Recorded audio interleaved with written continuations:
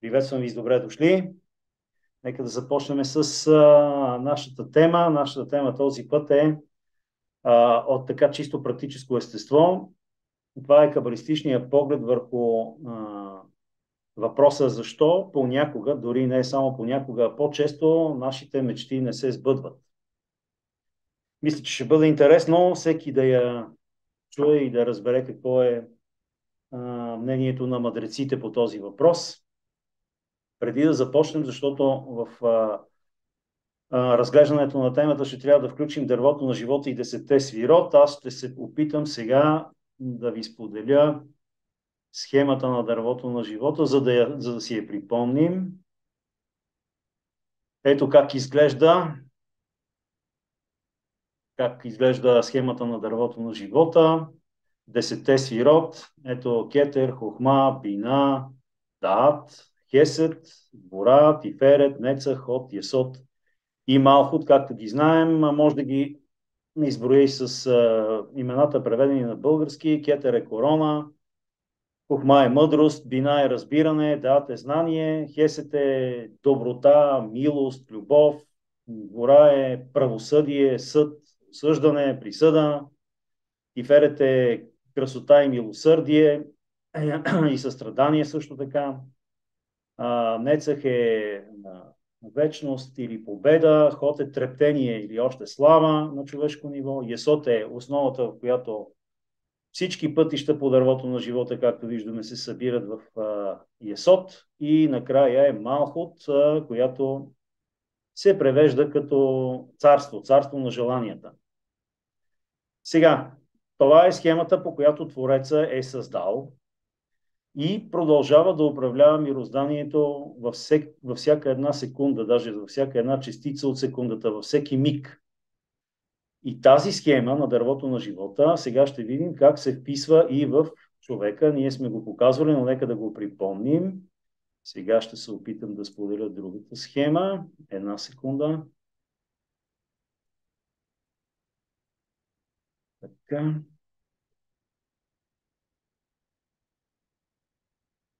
Да. Мисля, че я виждате точно така. Ето виждаме на човешко ниво. Кетер е короната или волята на човека. Хохма и при човека е мъдрост. Бина е разбирането, разума, а Даат е знанието, т.е. обединението между мъдростта и разбирането дава знанието, познанието.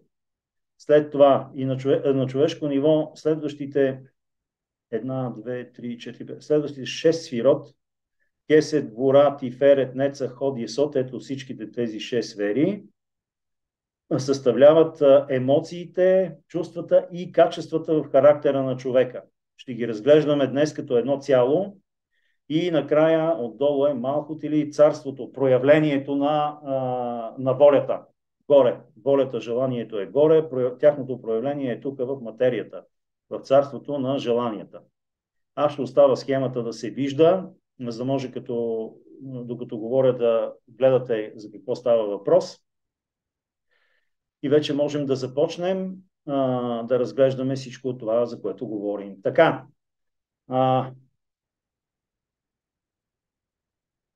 да приемем като пример, че един човек рано сутрин се събужда. И да предположим, че се събужда в един студен зимен ден. Става от леглото, още не си обул чехлите, стъпва на пода е много студен. Поглежда навънка, вижда, че вали сняг.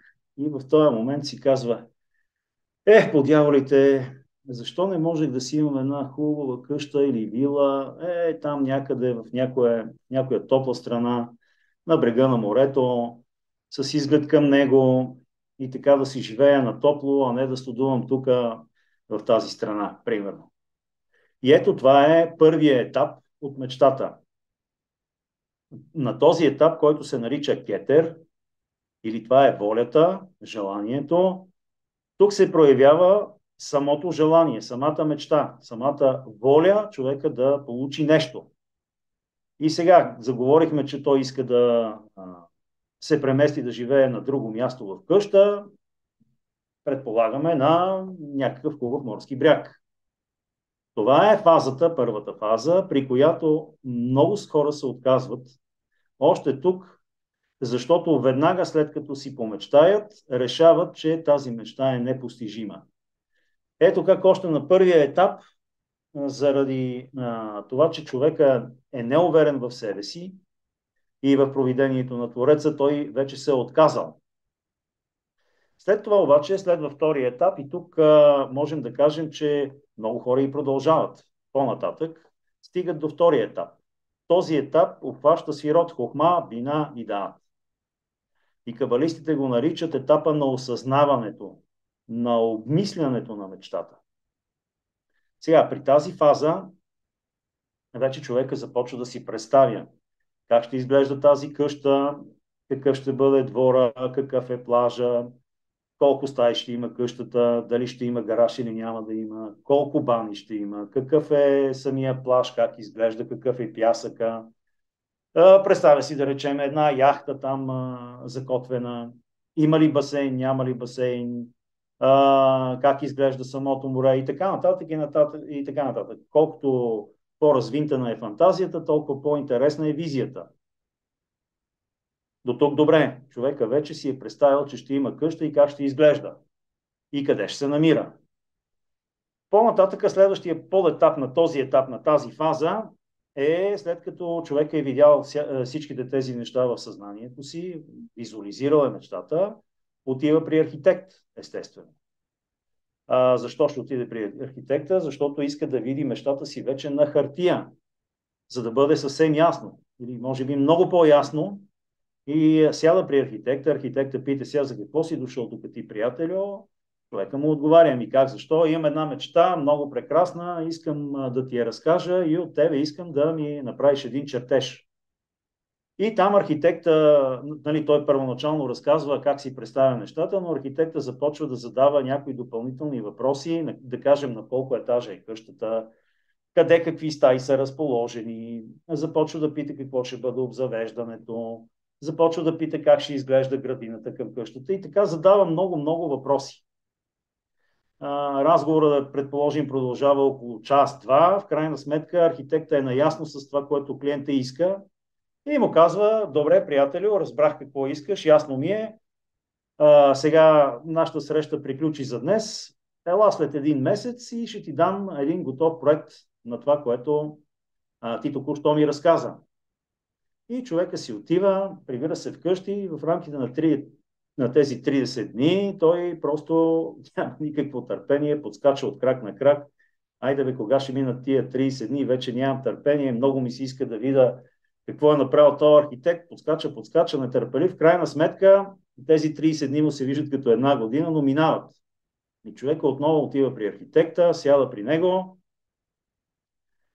Архитекта в крайна сметка му показва една дебела папка и казва: ето виж сега, тук ще ти покажа общия план на твоето творение и оттам нататък има най-различни допълнителни чертежи, обяснения и така нататък. Ето как изглежда твоята мечта. Човека поглежда чертежа, общия план, разглежда го внимателно и казва: да, точно така си представях моята мечта, благодаря ти много, ти си се справил, човече, чудесно, ето ти парите, които ми поиска за услугата, взима си папката и слага я под мишница, бодро излиза от бюрото на архитекта.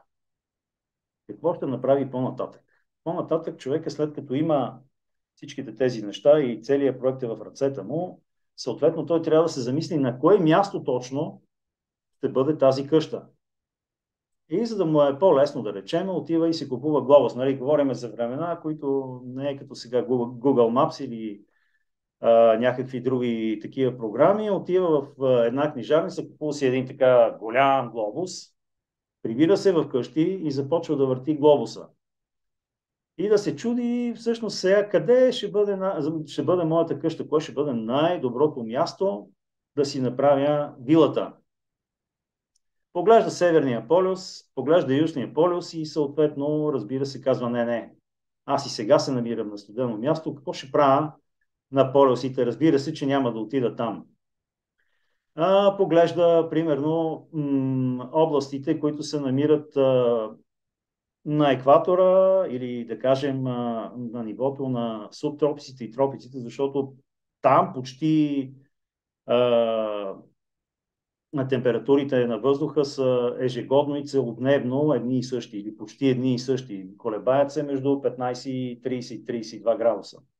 А човекът точно това търси. И така върти глобуса, разглежда, тук не искам, тук не искам, тук не е добре, защото е далече, тук има други проблеми, но в крайна сметка забива пръста на едно място и да предположим, че това са Бермудските острови. Казва, да, ето го моето място, сега трябва да започна да действам, за да си построя къщата там. Само, че какво се оказва? Оказва се, че това нещо е скъпо мероприятие и на човека не му стигат парите. Тоест, той има, но не са достатъчно. И тогава, каква е следващата стъпка, следващата подфаза на тази фаза? Грабва проекта, грабва глобуса и отива в банката. Сяда там в своята банка при кредитния инспектор и започва да обяснява защо е отишъл. Банкера го слуша и казва, да, добре, много добре, чудесно, много се радвам, това е една прекрасна мечта, виждам, че си избрал вече мястото, виждам, че дори имаш проект, аз обаче сам не мога да взема решение да ти дам такъв кредит, защото това са доста пари, ще трябва да свикаме кредитния съвет в банката, аз ще покажа твоя проект, ще покажа и мястото, кредитният съвет ще прецени дали тази инвестиция си струва да бъде финансирана, защото ако нещо се случи, ние трябва да можем да продадем това място, за да можем да си върнем парите, че и нещо отгоре. И така двамата се разделят с уговорката, когато кредитният съвет мине и нещата са вече изяснени, банкера да се обади на човека и да го извика, за да поговорят, да се види какъв е резултата. Да кажем, че минава там известно време, колко, примерно, пак така един месец, банкера звъни на човека и казва, ела, имаме добро решение на твоя казус. И той веднага изтърчава в банката и там му потвърждават, че му отпуснат ипотечен кредит. Ипотека. И поздравява го чиновника, казва, браво, ние преценихме, разглеждахме, правихме оценки, викахме специалисти, те казаха, че си струва да се инвестира в едно такова начинание и ето, тук ти давам цяла папка, в която е описано всичко, икономически обосновки има, включително са изброени и траншовете. Да речеме, нали, траншовете, чрез които се отпускат сумите. Първият транш е за покупката на парцел. Вторият транш, да кажем, е за отливането на основите. Трети транш е за постояването на първия етаж и на гараж. Четвъртият транш е за втория етаж и за покрива. След това има един транш, който съставлява сумата за обзавеждането на къщата. След това има друг транш, който е за изграждането на басейна, там за оформянето на двора, алеята към плажа, която толкова много мечтае да види човека и така нататък. Всичко много подробно е обяснено и е описано в една папка. Човека взима папката и от тук нататък има парите, има проекта. Какво остава? Остава да намери един подходящ брокер на Бермудските острови, защото там ще строи къщата. Тоест той трябва да намери човек, който или да му издири същия имот, така както той си го представя, като къща става въпрос, или да му намери нещо друго, да речем парцел.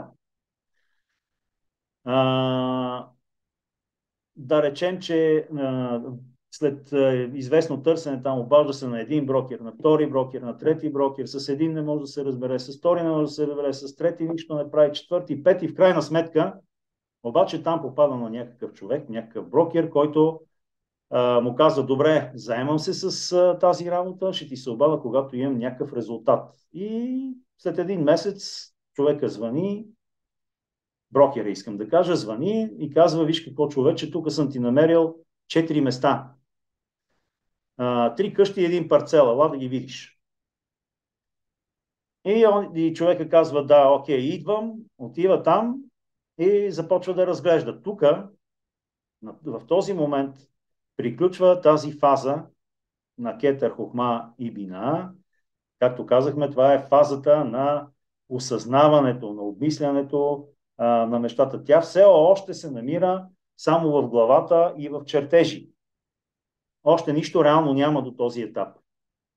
На този етап също много хора се отказват, защото като започнат разправиите с банката и с брокери и с такива неща, те просто не издържат на толкова много разправи и главоболи и се отказват. Ето как и на този етап голям брой хора също се отказват и не могат да реализират мечтата си. Следва следващата фаза. Това е фазата, която обхваща Свирот, Хесед, Гора, Тиферет, Неца, Хот и Есот. Тези, за които говорихме, че обединяваме в едно. Кабалистите ги наричат на Парцув Зеир Анпин. За тези, които по-добре знаят Кабала, става въпрос за Зеир Анпин. Сега, този следващ етап кабалистите наричат етапът на усещането или преживяването на мечтата. Този етап се оказва най-дълъг и най-труден за преодоляване от хората. Какво включва този етап и защо се оказва най-труден за преодоляване? Ние стигнахме до там, че човек е открил вече брокер. Качва се на самолета и пътува за Бермудските острови. Слиза там, брокера го чака, подмишкосва го и тръгват да обикалят обектите. Отиват на първото място, поглеждат къщата, онзи я гледа, казва, бе, прилича ми на тая, която аз си представях и която е начертана на чертежа, обаче нещо не е точно така, както аз си го представям. Даже не само не е точно, ми далече от това, което аз си представям, не ми харесва това място. Онзи казва ми, добре, сега ще заведа при втората къща. Отиват при втората къща, да кажем, там къщата е добра, обаче двора е много малък, далече се намира от брега, той не го вижда от къщата и пак е недоволен. Брокера вдига рамене и казва ми, добре, завеждам те при третата къща. Отиват при третата къща. Те лека по лека разочарованията започват. Третата къща пък и двора и самата къща също не съответстват много на това, което човека си представи и което му е дадено като схема, като чертеж. И тогава брокера казва, това е. Приятели от други не мога да ти намеря. Имам тук един парцел, обаче той е нива. На самия морски бряг е, трябва да дойдеш сега с мене да го видиш. Ако той ти хареса, взимай го и започвай да строиш. Отиват на мястото и той му показва парцела и тогава вече нашия човек казва, ето точно така си представям мястото, точно така изглежда и плажа, точно така изглежда и морето и е най-добре, защото сега ще си построя къщата от гола поляна и ще я направим така, точно както аз си я представям и както е начертана. Стискат си ръцете с брокера, брокера му казва, окей, добре, тук дължиш ми толкова и толкова, от тук нататък ще те запозная сега с разни строителни предприемачи, за да сключиш договор и да почнеш да строиш. Започва се ново ходене по мъките. Сега остава там нашия човек известно време и му водят най-различни предприемачи, строители. С един не може да се разбере, разправи и пазарлъци не става. С втори не може да се разбере, пак така, разправи и пазарлъци, в крайна сметка нищо не се получава. Трети, четвърти, пети, разгеле, накрая се появява един, с който така намират общ език, започват да казват кой какво ще прави, как ще го прави, какви ще са етапите и нашия човек приема в крайна сметка работата да бъде свършена от последния строителен предприемач. Стискат си ръцете, правят договор, предприемача, понеже е местен, поема ангажимента да извади всички строителни разрешения, които изисква закона. И след като си стискат ръцете и подписват договора, нашия човек отново се качва на самолета и се прибира, оставайки нещата в ръцете на строителя. До тук се е препотил 100 пъти, прибира се вкъщи и започва да се вайка и да се чуди защо изобщо се е хванал на това хоро, но Да предположим, че не се е отказал. Много ще се откажат, но той не се отказва и продължава. Тогава започват строителните работи и в един момент нашия човек след 3 месеца решава да отиде да види какво става с неговия имот. Отново се качва на самолета, заминава, отива на острова, стига до площадката и се хваща за главата. Защото са започнали строителните работи и всичко е потънало в дупки, в ями, в кал. Гледката е направо ужасяваща. Освен това, там са докарани някакви грамади от чакъл, разхвърлен е цимент, има вари, има тухли, арматура, хаоса изобщо е пълен. А парите отлитат непрекъснато като есенни етап птици. И този човек просто изпада в пълен потрес и отчаяние. Какво ще се прави, какъв е този ужас, който заварвам тук?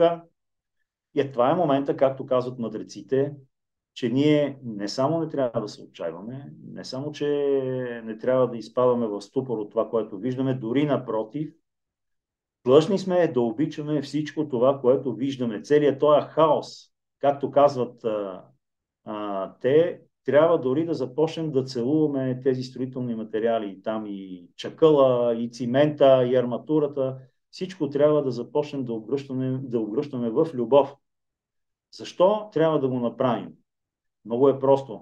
Защото мечтата ни вече е започнала да се материализира. Да, тя е на съвсем начален етап от материализацията, но е започнала да се появява. Нещо, което много малко хора успеят до което много малко хора успяват да докарат нещата. Така че не само не трябва да се отчаиваме и да се гневим, а напротив, трябва да обичаме точно този етап, който ни изглежда най-зле от всичките. Той е много продължителен, както казахме. Ето защо споменах още в началото, че този етап е много труден, понеже продължава дълго време, мъчителен е, много е скъп, много пари отиват, голяма част фактически от парите отиват там. И съответно, както можем да се досетим, хората се уморяват от трудностите и нямат сили да продължат до край и затова се отказват. В етапа, когато точно мечтата е започнала да се материализира, появяват се основите, лека по лека започват да се появяват етажите, гаражите, басейни и така нататък. Тези хора вече са се разочаровали тотално и много от тях се отказват. Остават много малко от онези, които могат да продължат напред.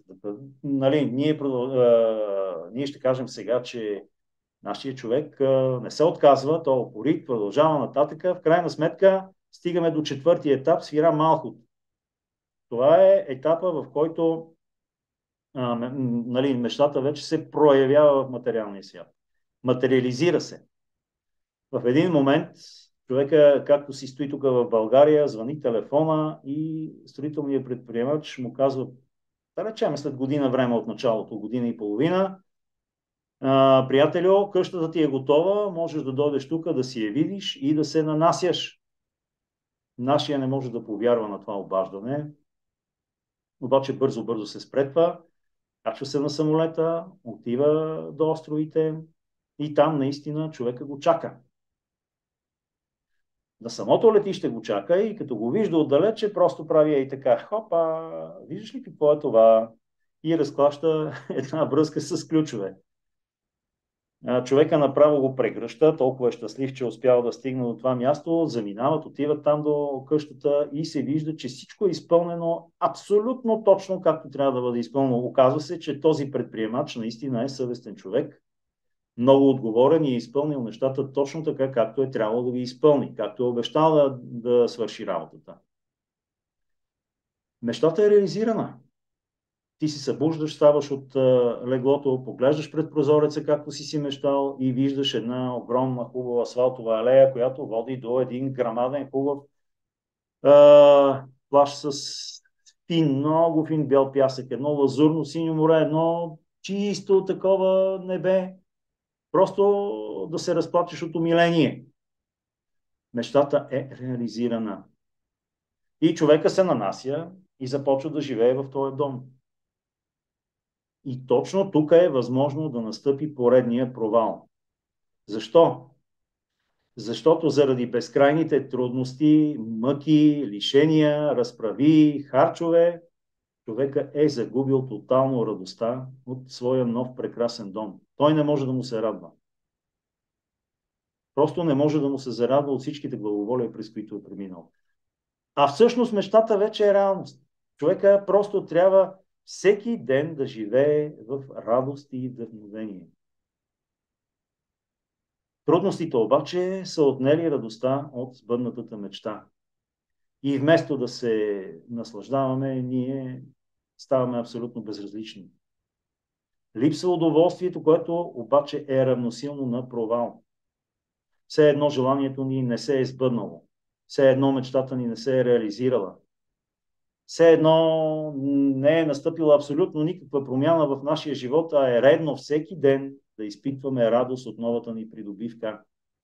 Това е изключително, изключително, изключително важно. Колкото и да ни е трудно, през каквито и препятствия, трудности да сме преминали, докато се реализира мечтата ни на практика и можем да я видим, ние не трябва да спираме да се радваме и да изпитваме удоволствие от тази придобивка, защото иначе, ако изпаднем в униние и станем безразлични, все едно мечтата не се е сбъднала, макар да сме стигнали до последния етап. Затова аз ви пожелавам от все сърце, когато започнете да мечтаете и да материализирате мечтите си, всеки да си спомни това, което сме си говорили днес, което казват мъдреците кабалисти, и да се радваме, да се радвате, заедно да се радваме на това, което постигаме, за да можем да кажем, че наистина мечтата ни е реализирана, а не сме станали, как да кажем, не сме унищожили самата си мечта с нашето безразличие. Благодаря ви за вниманието, продължаваме по-нататък.